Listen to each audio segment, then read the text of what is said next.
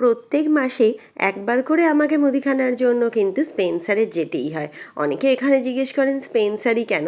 প্রথম থেকে নিয়ে নিয়ে অভ্যেসও হয়ে গেছে, আর চলে নানা রকমের ডিসকাউন্ট, আর একই ছাদের তলায় সব কিছুই পাওয়া যায়, তাই প্রত্যেক মাসে একবার মতন স্পেন্সার চলেই যাই।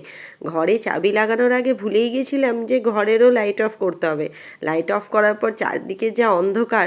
যাই হোক, সবাই কিন্তু নিচেই চলে গেছে, এশায়নাও নিচেই চলে গেছে, আমিও দরজায় তালা লাগিয়ে বেরিয়ে পড়লাম স্পেন্সারের উদ্দেশ্যে।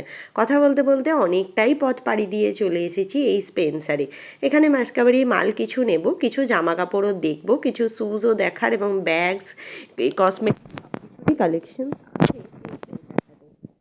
আমরা যাই অবশ্যই টিনার পার্কের যে স্পেন্সারটা, ওটা অনেকটাই বড়। আর পার্কিং লটটা আজকে একটু অন্ধকার ছিল, কিন্তু প্রত্যেক দিন মোটামুটি ভালোই লাইট জ্বলে। যাই হোক, কথা বলতে বলতে চলে এসেছি স্পেন্সারে। আমার থেকেও বেশি এক্সাইটেড কিন্তু আমার মেয়েরা। কেন কি জানেন? দাঁড়ান, তার কারণটা বলছি। এই যে এক্সেলেটর, কারণ স্পেন্সার বা শপিং মল ছাড়া এক্সেলেটরে ওঠার ওদের সুযোগ হয় না। কিন্তু যেহেতু আমরা ফ্ল্যাটে থাকি, তো লিফটটাতে ওদের ওঠার সুযোগটা ভালোই হয়।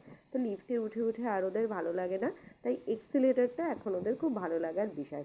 আর এখানে না বললেই নয়, এখন স্পেন্সারে এসে ওরাও মোটামুটি জেনে গেছে যে আমি মাসকাবারিতে কী কী মাল নেব। ওদেরকে বলে দিলে ওরা টুকটুক টুকটুক করে নিয়ে এসে মালগুলোকে এই ট্রলিতে রেখে দেয়। এটাই ওদের ভালো লাগে, আর এখানে আমারও কিছুটা সময় কেটে যায়। আর এই জায়গাটা হচ্ছে হাইট মাপার, এখানে এলেই ওরা হাইট মাপে। তো আমার একটা মেয়ে হাইটটা একটু ছোট এবং একজনকার একটু বড়, সেটা তো ভিডিও দেখে আপনারা বুঝতেই পারেন। যাই হোক, সবাই সমান হয় না। আর এই হেয়ার কাটটা এই গ্রীষ্মের জন্য কীরকম লাগলো সেটা কিন্তু আমাকে জানাতে ভুলবেন না। তো অনেক কিছু এখানে ছিল, কর্নফ্লেক্স থেকে শুরু করে এভরিথিং। ওরা অবশ্য একটু বাটারের প্রতি ভালোবাসা, একটু চিজের প্রতি ভালোবাসা, মানে মিল্ক প্রোডাক্টের প্রতি। তাই এগুলোকে অ্যাভয়েড করে আমরা চলে এসেছি কাউন্টারে অনেকক্ষণ বাদে।